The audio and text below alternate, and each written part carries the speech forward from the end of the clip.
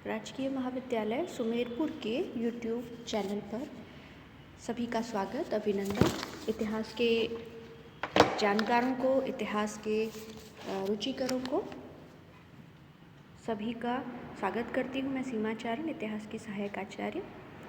आज second year की class के अंतर्गत सेकेंड पेपर विश्व के इतिहास में हम एक ऐसे व्यक्तित्व के बारे में चर्चा शुरू कर रहे हैं जिस पर शायद कितने भी लेक्चर दिए जाए, पूरा साल भी हम अगर इसी के बारे में पढ़ें तो कम पड़ेगा, क्योंकि विश्व के इतिहास के पटल पर बहुत ही कम ऐसी शख्सियतें हुई है जिन्होंने अपने स्टेट, अपने देश को ही नहीं बल्कि लगभग संपूर्ण विश्व को प्रभावित किया है अपने फैसलों से, अपने व्यक्तित्व से, अपने योग्यता से। इन्हीं में से एक था नेपोलियन बोनापार्ट। कहते हैं कि 1800 से लेकर 1815 तक आप जब यूरोप का इतिहास पढ़ने बैठोगे तो ये 15 वर्ष जो है नेपोलियन युग के नाम से जाने जाते हैं। यानी कि आप इस पूरे दौर में अगर यूरोप का इतिहास जानना चाहोगे तो आपको नेपोलियन का इतिहास देखना पड़ेगा। आप नेपोलियन पढ़ लो, पूरे यूरोप का इतिहास इन 15 वर्ष का आपको मिल जाता है। तो ये था नेपोलियन का प्रभाव। क्या था नेपोलियन, क्या परिस्थितियाँ थी जिससे उसको शासक बनने में सहायता मिली, और शासक जब वो बना फ्रांस का तो उसने क्या सुधार किए। आज तो हम इनकी बातें करेंगे, फिर अगला जो लेक्चर होगा, क्योंकि नेपोलियन के पूरे जीवन को सिर्फ 2 लेक्चर में समेटना ही मेरे लिए भी कठिन है। कुछ बातें तो आपके लिए बहुत जानना आवश्यक है नेपोलियन के बारे में, और उसकी व्यक्तित्व हमें कुछ शिक्षाएं भी देगा। उसके पूरे जीवन के बाद में हम देखेंगे कि नेपोलियन का जीवन सिर्फ इतिहास के विद्यार्थी नहीं, एक आम व्यक्ति को भी किस मायने में शिक्षा देने में महत्वपूर्ण है। तो हम बात करते हैं नेपोलियन की।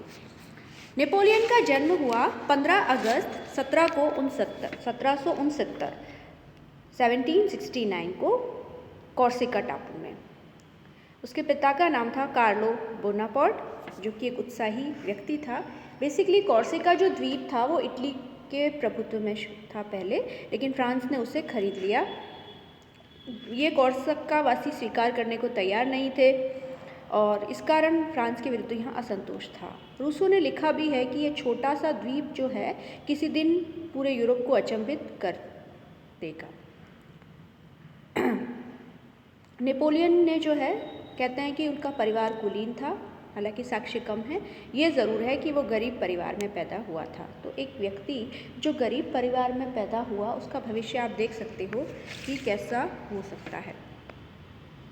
फ्रांसीसी सरकार ने कॉर्सिका को जब लिया अपने अधीन तो वहाँ व्याप्त असंतोष को देखते हुए कॉर्सिका के लोगों को कई रियायतें दी ताकि वो फ्रांस के हिमायती बन जाए। इसी क्रम में नेपोलियन को जो है सैनिक स्कूल में पढ़ने के लिए स्कॉलरशिप मिल गई, और वहाँ जो है उसने देखा, वो पढ़ने गया तो वहाँ देखा कि सामंती लोग हैं, अमीर घरों के जो बच्चे हैं वो किस तरह से आरामदेह जीवन बिताते हैं। और क्योंकि वो विदेशी था, इटली मूल का था कह सकते हो आप उसको, तो उसके जो इटालियन लहजे में जब वो बात करता था तो उसका मजाक उड़ाया करते थे। इस मनस्थिति के बारे में वो अपनी माँ को चिट्ठियाँ लिखता था और कभी कभी कहते हैं कि वो आत्महत्या के बारे में भी सोचता था। सैनिक शिक्षा के दौरान ही नेपोलियन ने अपनी रुचि दिखाई नेवी में, नौसेना में, लेकिन जो प्लानर थे उन्होंने उसको तोपखाने के लिए चुना। संयोग की बात है कि अगर नेपोलियन नेवी में चला जाता तो वो एक सेनानायक शायद बनकर रह जाता। फ्रांस और विश्व के इतिहास जो है एक बहुमूल्य व्यक्तित्व से जो है अछूते रह जाते, क्योंकि ज़्यादातर जो लड़ाइयाँ वो लड़ने जा रहा था, फ्रांस की जो ज़्यादातर लड़ाइयाँ थी वो ज़मीन पर ही थी, और अब वो जो है ज़मीन पर एक कमांडर के रूप में आ जाता था। नौसेना का शायद वो एक गुमनाम अफसर बन करके अपना जीवन समाप्त कर देता, लेकिन उसकी किस्मत में ये नहीं था। अब हम आ जाते हैं नेपोलियन की आरंभिक सफलताओं पर। जब फ्रांस की क्रांति हुई 1789 में, तब नेपोलियन 20 साल का था। क्रांति काल में मैंने बताया था 2 पॉलिटिकल पार्टीज थी, जैकोबिन दल और जिरोंदिस्ट दल। वो आपस में झगड़ रहे थे, तो उसने एक पुस्तिका लिखी और अपना समर्थन जो है जैकोबिन दल को दिया। 1793 में राजतंत्र के समर्थकों ने, विदेशियों ने उकसाया तो टूलो के बंदरगाह पर कब्जा कर लिया गया। तो जो राजा के समर्थक थे उनको दबाने की जिम्मेदारी दी गई नेपोलियन को, जो कि एक जूनियर ऑफिसर था। यही नेपोलियन ने शुरुआत में सफलता प्राप्त करी। उसने तोपखाने का प्रयोग किया और जो राजतंत्रवादी थे उनको खदेड़ दिया, विद्रोह को दबा दिया, और जो अंग्रेज आए थे उनकी सहायता के लिए उनको भी भगा दिया। तो इस सफलता से उसे ब्रिगेडियर जनरल का पद दिया गया। इसके आगे वो टूलो और नीस तक के समुद्र तट किले बंद करने की योजना के लिए उसको काम दिया गया। यहाँ भी जो है उसने अपनी कुशलता दिखाई। 1792 में चूलरीस का एक किला है, उस पर उसने देखा था कि भीड़ आक्रमण कर रही थी और विरोध कितना कमज़ोर था। इस समय लुई को उसने कोसा था कि जो उस समय क्रांति हुई फ्रांस में, क्यों नहीं उसने गोलियां चलवा करके उस क्रांति को शांत कर दिया। 1795 को कन्वेंशन पर जो है राजतंत्रवादी और पेरिस की भीड़ ने हमला कर दिया। कन्वेंशन की सरकार थी फ्रांस में, सरकार पर ही जो है हमला हो गया। नेपोलियन को बुलाया गया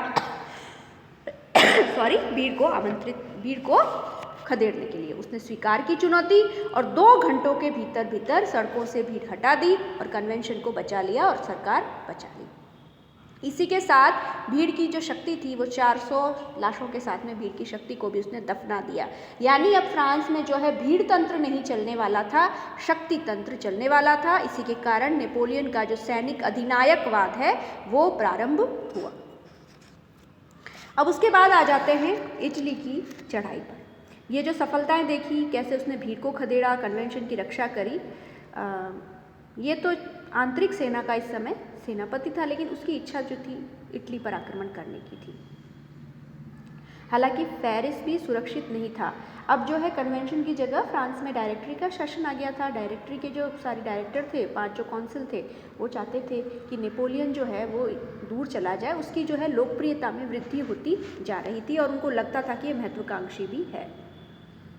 इसी समय आल्प्स की पहाड़ियों पर 3 वर्षों से फ्रांसीसी सेना इटली पर आक्रमण के लिए घात लगाए हुए थी, लेकिन सफलता नहीं मिल रही थी। ये सेना जो है, बीमार भी थे लोग, इतने साल हो गए थे, भूखी थी। ऐसे में जो है नेपोलियन को वहाँ पर भेजा गया। एक्चुअली हुआ ये कि नेपोलियन ने जो एक प्लान बना करके इटली विजय की उसने योजना बना करके भेजी। तो जो वहाँ अफसर था आल्प्स की पहाड़ियों में, उसने कहा कि जिस बेवकूफ़ ने, जिस मूर्ख ने ये योजना बनाई है उसी को कह दो कि वो आए और उसे लागू करे। नेपोलियन ने चुनौती स्वीकार की और वो गया वहाँ पर। डायरेक्टरगण भी फ्रांस से उसे दूर रखना चाहते थे, इसलिए उसको बाहर दे दिया गया। इटली के आक्रमण पर जाने से पहले उसने विवाह किया जोसेफाइन बोआर्नो से, जो उससे उम्र में काफ़ी बड़ी थी, एक अमीर युवा विधवा थी। उसका जो पूर्व पति था शुरू में क्रांतिकारी था और 1791 में राष्ट्रीय सभा का अध्यक्ष था। उसे बाद में फांसी दी गई थी। अगर रोबोस्पियर को फांसी नहीं दी होती तो शायद जोसेफिन भी मर जाती।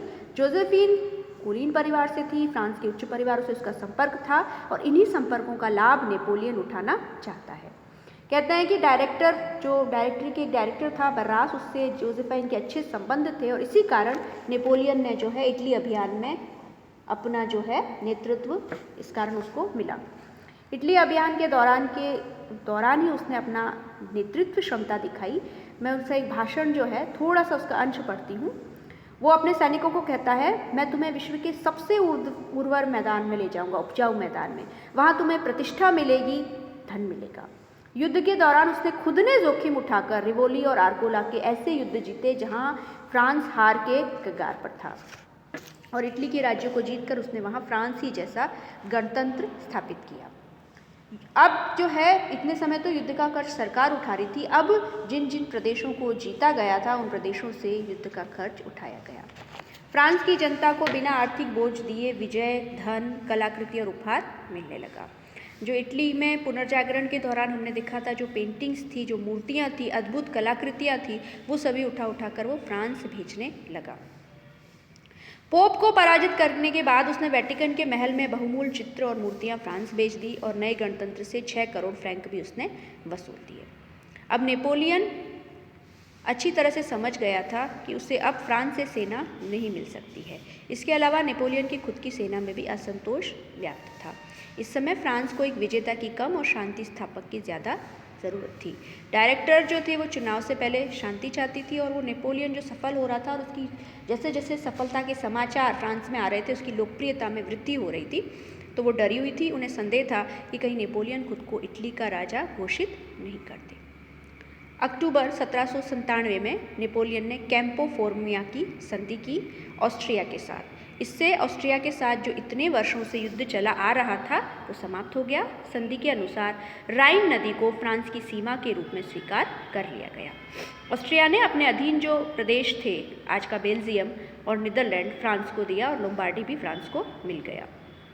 इस संधि के बाद जब वो फ्रांस लौटा तो उसकी लोकप्रियता आसमान छू रही थी और डायरेक्टरी के जो लोग थे वो भी उससे घबराए हुए थे। लेकिन नेपोलियन जो है उसको पता था कि मेरी जो लोकप्रियता है वो युद्धों में है। अगर मैं फ्रांस में ज़्यादा दिन रहूँगा तो लोकप्रियता खो जाएगी मेरी। उसे विश्वास था कि फ्रांसीसी उसे तभी तक याद रखेंगे जब तक वो उनको जीते दिलाता रहेगा। ऐसी परिस्थिति में वह पूर्व की ओर अभियान पर निकलना चाहता था। इंग्लैंड के साम्राज्य पर वो हमला करना चाहता था। उसने कहा था कि यूरोप बहुत छोटा है, तो वो अफ्रीका के मिस्र विजय के लिए निकला कि मिस्र जीतने के बाद भूमध्य सागर को फ्रांस की झील के रूप में हम बदल देंगे। इसके अलावा वो चाहता था कि भारत, जो कि तब तक जो है इंग्लैंड की कंपनी, ईस्ट इंडिया कंपनी के अधीन आ रहा था, उससे उसका संपर्क तोड़ना चाहता था। तो डायरेक्टर भी जो है वो भी चाहते थे ये नेपोलियन फ्रांस से चला जाए, इसलिए उन्होंने नेपोलियन को मिस्र अभियान के लिए भेज दिया। जो उसका मिस्र अभियान था वो स्वीकार कर लिया। मिस्र अभियान के बारे में बात करते हैं। मई 1798 में 400 जहाज़ों को लेकर नेपोलियन 38,000 सेना और 175 गैर सैनिक, अब इसमें सिर्फ सैनिक ही नहीं है, भूगर्भशास्त्री है, पुरातत्ववेत्ता है, डॉक्टर, इंजीनियर, केमिस्ट, इकोनॉमिस्ट, साहित्यकार, ओरिएंटलिस्ट, जिनको कि पूर्व ज्ञान की जानकारी थी, ऐसे लोगों को भी वो अपने अभियान में साथ लेके गया। वो कोई सामरिक विजय का हासिल नहीं करना चाहता था, बल्कि पुरानी सभ्यता का पता लगाना चाहता था। फ्रांसीसी सेना माल्टा को जीतती हुई सिकंदरिया पहुंची, सिकंदरिया जीत लिया और रेगिस्तान होते हुए कैरो पहुंची, जहां उसने पिरामिडों का युद्ध भी जीता। यहीं उसने मुसलमानों को मिलाना शुरू किया और कई मुसलमानों को उनके धर्म की पदवियां दी, सुरक्षा प्रदान की। कैरो के दीवान को उसने फ्रांसीसी को मुस्लिम धर्म के नज़दीक बताया। इस समय नेपोलियन के साथ जो अलग अलग विद्वान लाए गए थे, उन्होंने प्राचीन मिस्री सभ्यता की विशेषताओं का पता लगाने में लगा लिया उन सबको, जिससे कि इजिप्टोलॉजी का जन्म हुआ। रोसेटा का एक पत्थर मिला नेपोलियन के किसी सैनिक को, जो उसने ला करके दिया, और इसी पत्थर के आधार पर प्राचीन मिस्री लिपि को पढ़ने में सफलता प्राप्त की। और मिस्र में जितने भी अपन देखते हैं लेखन जो पाए गए हैं, सौदे वगैरह, जितने भी कहानियां हैं, वो सारी पढ़ने में सफलता मिली। एक तरह से आप कहो कि सभ्यता को पढ़ने का जो रहस्योद्घाटन का मिस्री सभ्यता किसने किया, तो उत्तर होगा नेपोलियन ने। ये काम चल ही रहा था कि ब्रिटिश नौसेनापति नेल्सन, जो कि एक बहुत प्रसिद्ध सेनापति था, अपने जंगी बेड़े के साथ मिस्र आ गया और उसने नील के युद्ध में फ्रांसीसी बेड़े को ख़त्म कर दिया। उसी समय भारत का जो गवर्नर जनरल वेलेस्ली था, जिसने एक सेना भेज दी, अब नेपोलियन जो है बुरी तरह घिर गया। उसने सीरिया होते हुए भूभाग से भागने की कोशिश की, लेकिन बीमारी और अंग्रेज़ों के लगातार पीछा करने से वो हताश हो गया। इसी समय उसने एक निर्णय लिया। वो चुपके से अपनी सेना को उनके भाग्य भरोसे छोड़कर फ्रांस निकल गया। फिशर ने लिखा है कि नेपोलियन का जो मिस्र का अभियान था, शुरू तो हुआ धूमधाम से, लेकिन अंत हुआ कि नेपोलियन जो है भगोड़े की तरह उसको भागना पड़ा। जब नेपोलियन फ्रांस लौटा तो किसी ने नहीं पूछा कि आपके मिस्री अभियान की उपलब्धियां क्या है, क्योंकि जनता तो खुद डायरेक्टरी के भ्रष्ट प्रशासन से ऊब गई थी, लोगों को क्रांति के नाम से चिढ़ हो गई थी। अब जैसे ही नेपोलियन आए, डायरेक्टर भयभीत थे, उनको लग रहा था कि नेपोलियन जो है मिस्र में मर जाएगा। उसके आगमन से फ्रांसीसी खुश थे और उसने कहा था कि लगता है कि सभी मेरी राह देख रहे हैं। यदि मैं कुछ समय पहले आता तो जल्दी होता, और अगर देर आता, कल आता तो देर हो जाती। मैं ठीक समय पर आया हूँ, नाशपाती पूरी तरह से पक चुकी है। अपने साथ सहानुभूति रखने वालों से उसने बातचीत शुरू की और अब्बासी और तेलारिए को अपना मित्र बना लिया। अब उसकी सत्ता की प्राप्ति कैसे हुई, उस पर हम बात करते हैं। नेपोलियन ने डायरेक्टरों को डरा धमका कर अपने साथ कर लिया। 500 सदस्यों वाली परिषद, जिसकी अध्यक्षता खुद उसका भाई ल्यूसिन कर रहा था, में जाकर जब वो कुछ कहना चाहता था तो परिषद उसकी बात सुनने से उसने मना कर दिया और वो हल्ला मचाना शुरू कर दिया। ऐसी स्थिति में लुसिन ने उसकी मदद की, नेपोलियन को पकड़ के दूसरे कमरे में ले गया। इसी बीच सैनिकों ने गोलियां चलानी शुरू कर दी, जिससे जो सदस्य थे वो भाग गए। आधी रात तक कुछ सदस्य लौटकर आए जिन्होंने संविधान में हुए परिवर्तन को स्वीकार कर लिया गया। इसके अनुसार फ्रांस में जो है कौंसिल का शासन कर लिया गया। 3 कौंसिल नियुक्त किए गए, नेपोलियन, अब्बासिए और ड्यूको, जिन्हें देश के प्रशासन को संभालना था। हालांकि ये जो है प्रबंध अस्थायी थे। अब्बासिए को कहा गया नया संविधान बनाने का काम सौंपा गया, जिसने स्वीकार कर लिया। नेपोलियन ने उसमें कुछ सुधार लाकर उसे स्वीकार कर दिया। इस संविधान के अनुसार 3 कौंसिल थे और जो प्रथम कौंसिल था उसके हाथों में अत्यधिक शक्ति आ गई और नेपोलियन जो है प्रथम कौंसिल बन गया। 1 माह बाद चुनाव हुआ, तब 30 वर्ष की उम्र के लोगों को वोटिंग पावर था, मताधिकार था और उन्होंने नेपोलियन के पक्ष में मतदान दिया। इस तरह से 1799 से फ्रांस में नेपोलियन की तानाशाही शुरू हो गई। 1799 से लेकर 1804 तक नेपोलियन फ्रांस का प्रथम कौंसिल या प्रधान कौंसिल रहा। 1802 में जो है उसने जीवन पर्यंत फ्रांस के शासक बनने का वोटिंग जनमत संग्रह द्वारा कर लिया था। प्रथम कौंसिल के रूप में नेपोलियन ने क्या काम किए, क्या सुधार किए, उसके बारे में हम बात करते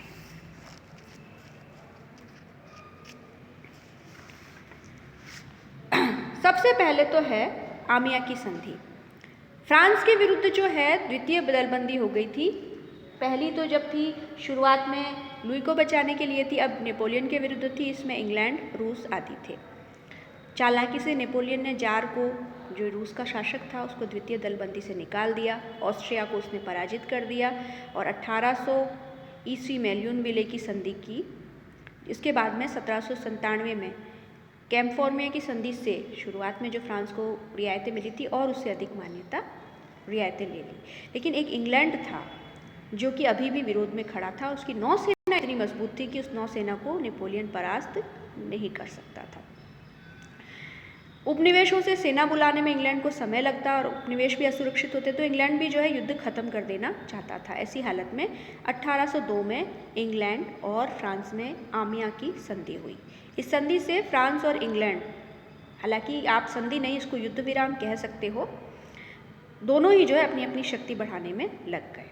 इंग्लैंड ने ट्रिनिडाड और लंका को छोड़कर फ्रांस और उसके मित्रों को जीता हुआ सारा इलाका लौटा दिया। माल्टा खाली करने का भी वचन दे दिया।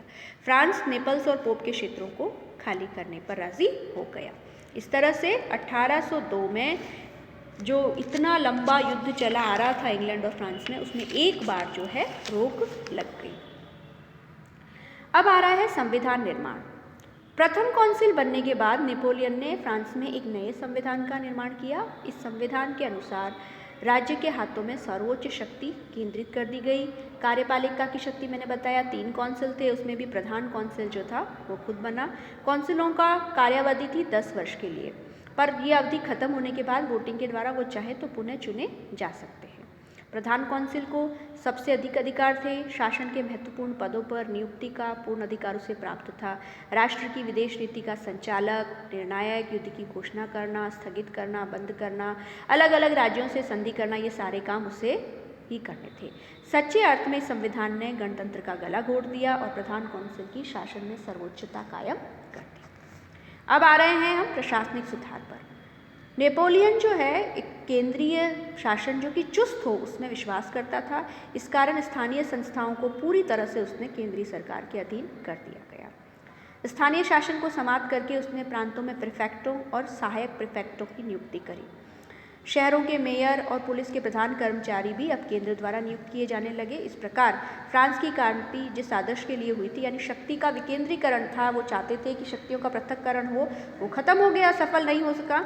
सारी जो स्थानीय सभाएं थी, प्रांतीय सभाएं थी, उनका महत्व समाप्त हो गया और शक्तियां आ गई प्रीफेक्टों के हाथों में, जिनकी की नियुक्ति और उनको हटाने का काम नेपोलियन के हाथ में था। तो वो अब नेपोलियन के प्रति वफादार हो गए।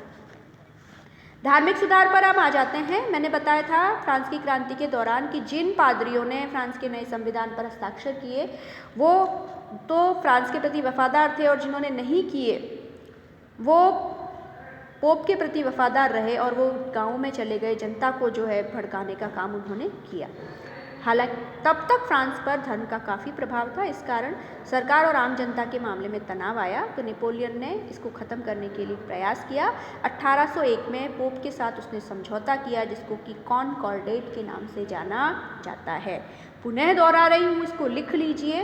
1801 में फ्रांस के शासक नेपोलियन और रोमन कैथोलिक चर्च के धर्माधिकारी पोप के बीच में जो धार्मिक समझौता हुआ उसे कॉनकॉर्डेट कहा जाता है। समझौते की मुख्य धाराएं बता देती हूँ। पोप ने चर्च की जब्त की हुई भूमि और संपत्ति पर से अपना अधिकार त्याग दिया। नेपोलियन ने कैथोलिक धर्म, जो कि पोप को मानता है, चर्च को मानता है, उसको राज्य धर्म मान दिया।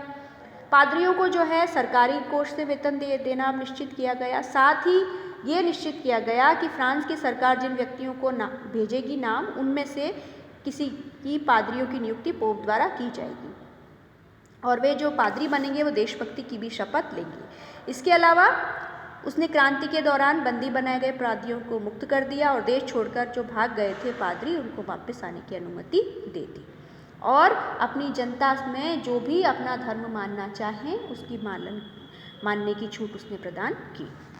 अब हम उसके आर्थिक सुधारों पर आ जाते हैं। उसे नेपोलियन को पता था कि क्रांति का कारण था आर्थिक गरीबी, जो आर्थिक दिवालियापन फ्रांस में फैल गया था, उसके कारण ही क्रांति हुई। इसलिए उसने आर्थिक स्थिति सुधारने के लिए कुछ कदम उठाए। वास्तव में क्रांति हुई तो थी आर्थिक कारणों से, लेकिन इतनी सरकारें बनी, नेशनल असेंबली बनी, काउंसिल आई, डायरेक्टर आए, कन्वेंशन आए, लेकिन कहीं भी आर्थिक सुधारों पर ध्यान नहीं दिया गया। सबसे पहले तो नेपोलियन के सुधारों पर आ जाते हैं। उसने कर वसूलने का काम केंद्रीय अधिकारियों को दे दिया और कर वसूली जो है सख्ती से की जाने लगी। घूसखोरी, सट्टेबाजी, मुनाफाखोरी, ठेकेदारी में अनुचित मुनाफे, इस पर उसने रोक लगा दी। आर्थिक क्षेत्र में विश्वास पैदा करने के लिए सबसे बड़ा कदम जो था, 1800 में उसने बैंक ऑफ फ्रांस की स्थापना की। राष्ट्रीय ऋण को चुकाने के लिए उसने एक अलग से कोष बना दिया।